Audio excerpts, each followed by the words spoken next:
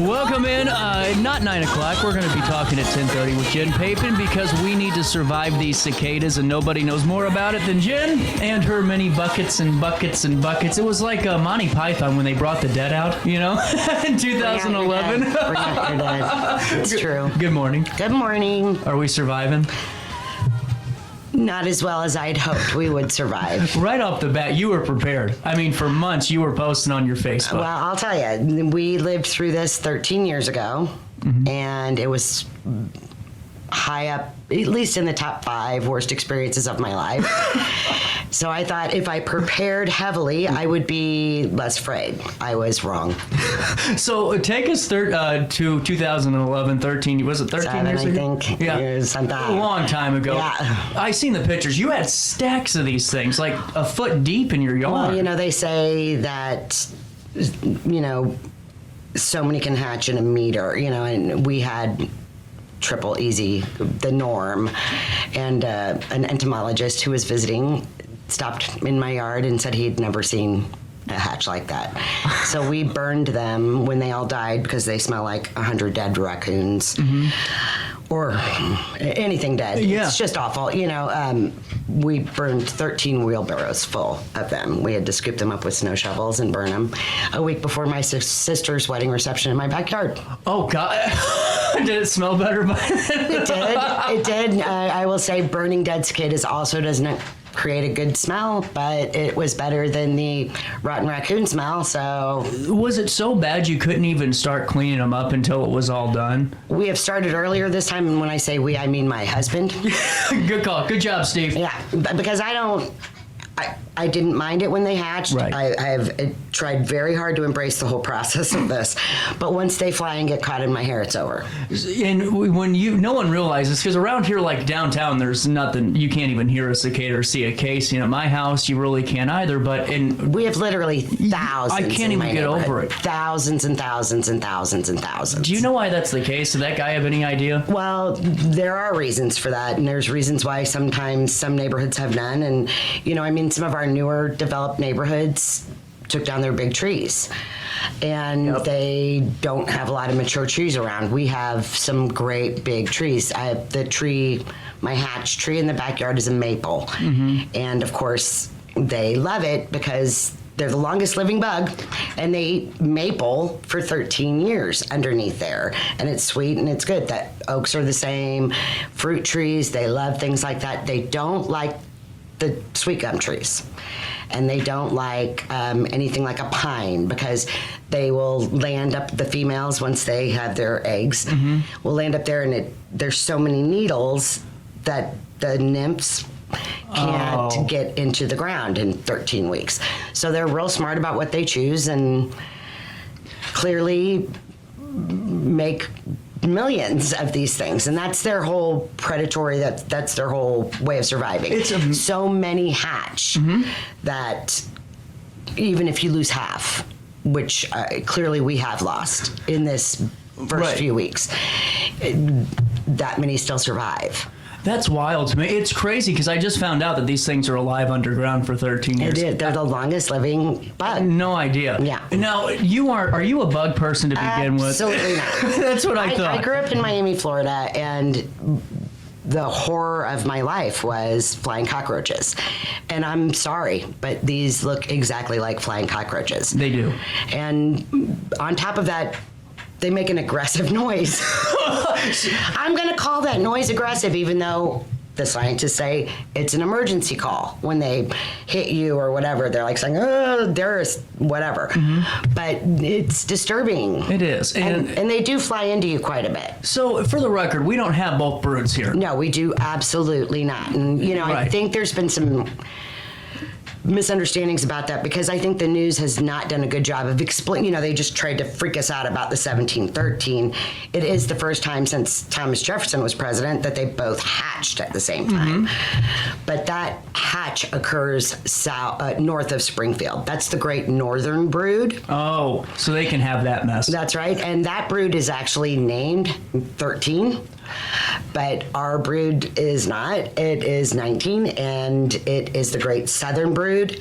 And there's a couple of areas above Springfield where they are just blocks apart. And it's super, super interesting right now. Nobody's interested in Godfrey this year because they're looking to see if the 13 and the 17s will mate and will respond to each other's calls, and then when will they hatch? That would be really, hopefully not 5 years from now or anything wild. Well, those are called straggler broods. Is that a whole different? It is. So nobody understands why, Right. how these creatures know it's been 13 years, Right. or it's been 17 years. But due to some people say climate change or shocks to a tree system, they can emerge early. Oh, which is awful. I'm not a fan of them either. Like, if they're far away and they're in the background, like a half a mile, that's fine because it's. And everybody kinda loves numbing. that noise during the summer. It's that relaxing lull. But what we have right now is over 100 decibels of noise. Yeah. A rock concert's 120.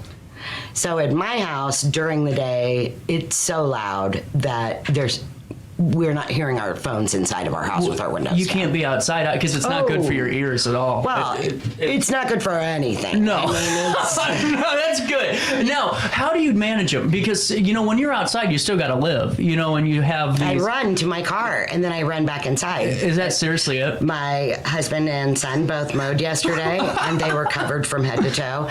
So these bugs are attracted. It's only the males that make the screaming noises. Really? And we have 4 different species in our 13-year hatch, our brood here. Mm-hmm. And so all 4 of them make different noises, but the female make a clicking noise, like a snap.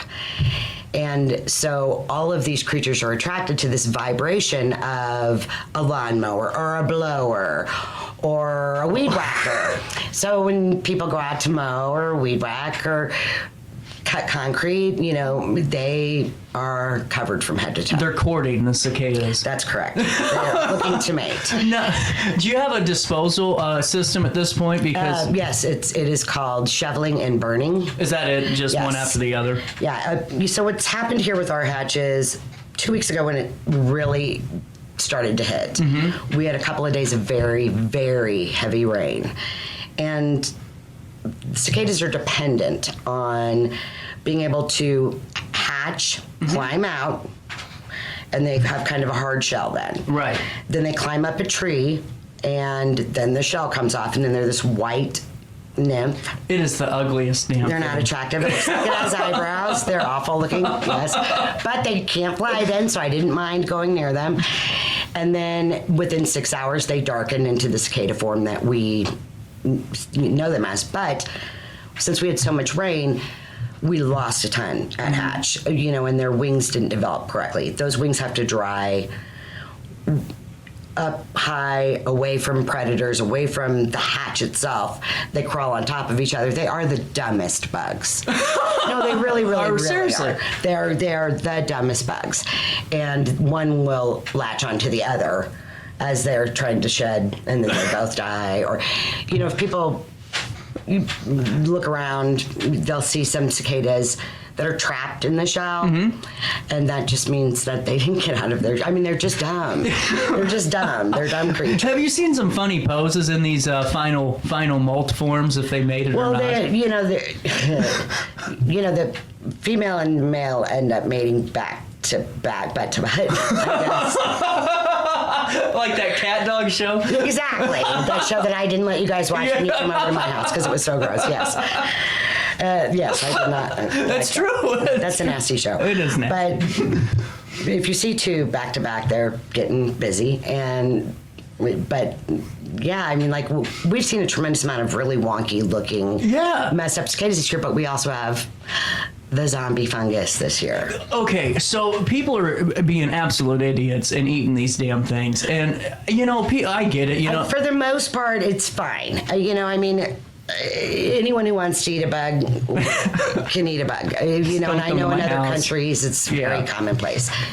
But I don't know. I would think that with, and I've seen them in my yard, I would use them for fish bait. I would probably not put them in a stir fry with this fungus. It's real nasty. So does it actually get inside their brain and like kill them out and they're still alive? What it does, yeah, sort of. Mm-hmm. So it creates a plug of fungus on their tail end, on their abdomen. Mm-hmm. And eventually their abdomen completely comes off. So it's just a head. But what this fungus has, interestingly enough, is the same drug that is in magic mushrooms and basically a form of amphetamines. So they are tripping and on speed. It's like the 70s. You know, I mean, and all they want to do is, they're very hypersexual, and all they want to do is mate, even though they don't have an abdomen. I wonder why there was a red light on my tree the other day. I'm so bizarre. That's probably. I mean, for 13 years, this is this is their only job in life. Right. You know, they eat for 13 years. They come up. If they're lucky, they get 3 weeks, 4 weeks. They mate. They suck a little bit of sap out of your tree, and they die. I mean, it's just not. It's not glamorous. No, but you know, no. But this fungus is very, very interesting, and we've been watching to see how many we had, and have sent some of ours to U of I. Are you serious? Yeah, they asked. Because is it the same fungus that gets in ants too? It's similar. Similar? It is. That's really It's cool. very similar. And you know, if they fly while they have this, they're calling them the salt shakers of death this year, because they're dropping this fungus spores all over the new hatches. What's that do for the future ones? We're waiting to see. That's wild. We're waiting to see. Really so it is. It's going to be very interesting.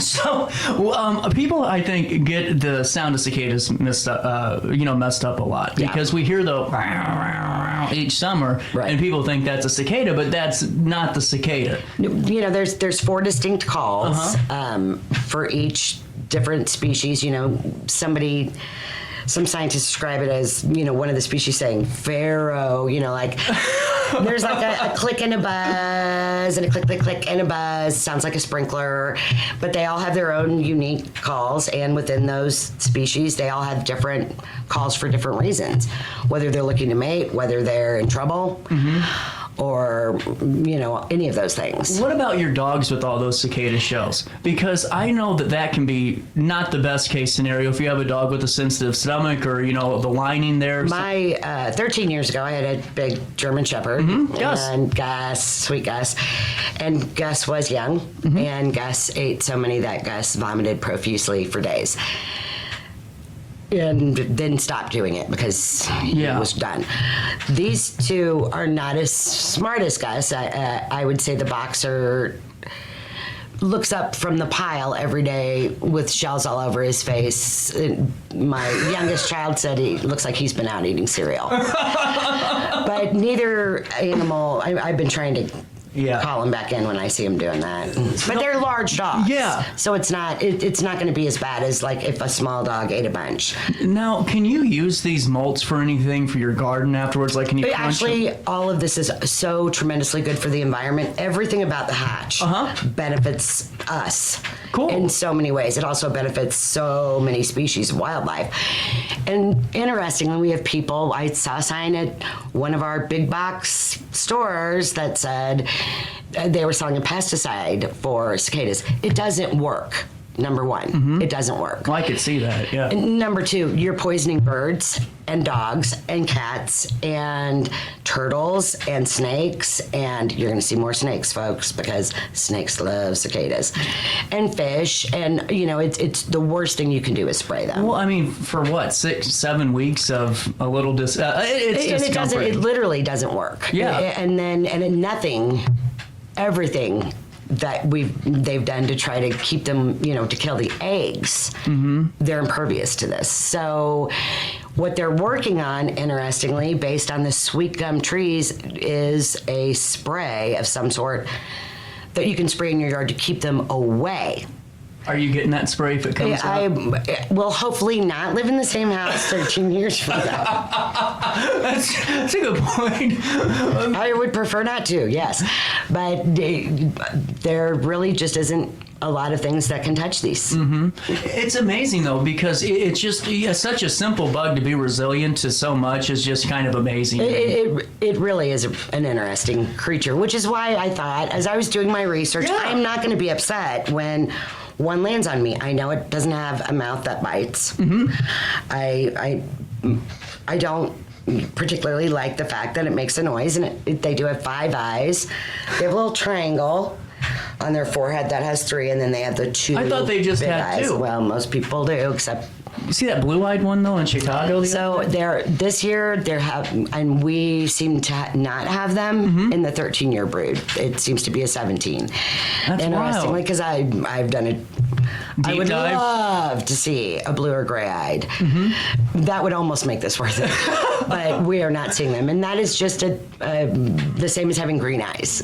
For people. It's very rare, but it happens. So, did you ever think that you would really get this in depth into cicada hunt? No. I just try, I all winter long, I was like, how am I going to cope with this? Do I go on a 6-week vacation? Do I just stay here? My hairdresser, I said 15 times, you're going to have to shave my head. That was the worst part of it, I think, for me, the last time. Yeah. They just get caught in there, and it's kind of gross. Well, I was getting my hair cut yesterday, and 2 flew into the shop and got in my stylist's shirt, and I thought, thank goodness you didn't have the clippers, going. And it's awful. If I'm driving and I sit back here, there's places in St. Louis. Yeah. 270 in Olive is so bad that once the temperature, it's a cool morning today. Mm-hmm. Okay, so they're quieter this morning. When the sun starts to rise and they're warm, they're happy, and that's when they start really flying around. So 270 in Olive at 10 o'clock noon is unbelievable. It's just driving your car through pop, pop, pop, pop, pop, pop, pop, pop. I mean, everywhere. There are businesses over there that are telling their people they don't have to come in because they are literally running into their businesses. That's insane. They can't keep them out, but they were all using blowers till I walked up and said, stop using your blower, you're attracting more. Because of the vibration. Yeah. That makes sense. Yeah. That's really cool. And that pop, pop, pop wasn't a crime. It was the cicada sound. No, this is 270 not downtown. Not downtown. No. But I just think it's really fascinating because DeAdrian, my grandma's house was not nearly as bad as yours because that was buckets and you guys got a whole fun mess over there. I think last year the last time, he thought we had over 100,000. I wouldn't doubt it. So, and I know that there are neighbors behind me on Dixon that have a tremendous amount. They love the sun, and I have a huge maple that at the top of my maple is nothing but sun now. So they crawl out, they climb up, they get healthy up there, they drink, they start flying around. You're not going to find them in the middle of the woods because they don't have the sun right there. You're going to find them on the outskirts of it. That makes sense because Gillis and North Alton is really bad with them too, and that's on the edge of that North Side Park tree lines. And those trees have been there forever, just like DeAdrian. Because Jen, I kept going, how the hell are these neighborhoods getting infested with cicadas? Right, and like I said earlier, there's a lot of new construction areas where big trees have come down. We would have taken this maple down. Mm-hmm. Even though it would have broken my heart, but the entomologist told me 13 years ago that if we did, it would still take 50 years for the root system to die. Oh, yeah. So I would still have them in 13 years no matter what I did. Mm-hmm. No, so you were damned if you do, damned if you don't. Yeah, which is why I really thought by getting into it this year, I would be fine. And I think I'm slightly better, but... I think so. Not great. I had a little tantrum at the neighborhood pool when someone flicked one and it got a little bit close to me. And I'm sure it was an accident. Yeah, always. But I didn't respond well. It's just a high level of tension, and anyone who pretends like they're going to throw one, I'm like, we can all die together. That's fine. Well, it's really fascinating though, because I know people have been posting about these for the last few weeks, and they're a super interesting creature. Yeah. They are remarkably dumb. They only fly short distances because, and there hasn't been a ton of study on them, but one of the interesting things that's come out in the last few years is, why are they so clumsy? Why are they bonking into walls and to people like that? The blood in their wings, when you look at a cicada's wings, you're going to see the little red stripes. That's blood. That's vein system. That blood contains more protein than the blood in their bodies. So their wings are so heavy, they can hardly fly. But their wings are also protected by this very rare goo that makes water ball up and slide off, and it takes dust and dirt with it. So there's all kinds of studies being done on these heavier than normal wings to see if we can do something with that. That's so wild to me. It's really fat. How much more time do you have till you can enjoy your deck, your patio this summer? Well, unfortunately, this past weekend, whatever day the rain was that Saturday? I went out after the rain because they're sluggish and cold, and I had new hatches. So whenever I see a white hatch or a new hatch, then you know you're looking at 6 weeks. Now, that being said, I think we're past peak. Right. I mean, or we're right at peak. And we're going to go down from here. So, I mean, like, it's Wednesday, it's burn day, and the burning will commence at my house shortly. But I do think we're looking at, some people have said first week of July. I think they should all be dead by July 4th. And then we'll have the annuals, the regular cicadas that come up every year. Oh, yeah. That are much, much bigger. And certainly don't bite, but thank goodness we have only a few of those as compared to, if I had 100,000 of those big things in my yard, I'd be it. I'd be dead. I wouldn't be. I'd move. I'm not going to. No, I would kill it all with fire. There's no possible way. I could not survive it. No, and you know what? If you guys have survived it, or if you haven't really seen one yet, now you know a little bit more information about it. But one last question: do they get into any like part of your house, like siding, that we should be checking or anything? Nothing. They do no damage of any kind. They're great for your yard. They're great for your plants. And they aerate the grass, don't yes, they do. But, people that have small trees, baby trees, if they didn't wrap them, they're going to want to check. The females actually have a tool under their belly, and that's how you tell the females and the males apart. The females have the tool and the males don't. Oh. And they saw a little line into one of the smaller branches of your tree to lay their eggs, which drop between 10 and 13 weeks later.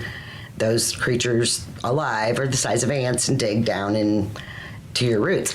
But it does tend to maybe sometimes hurt the lilacs or the smaller trees. That makes sense though. Yeah, but and those of us with big trees may see some natural pruning. That's what they call it. The smaller branches will come off later on in the summer, and it's good for the trees. Yeah. There's ultimately nothing these cicadas can do to hurt us, which is why it's so embarrassing that I'm terrified.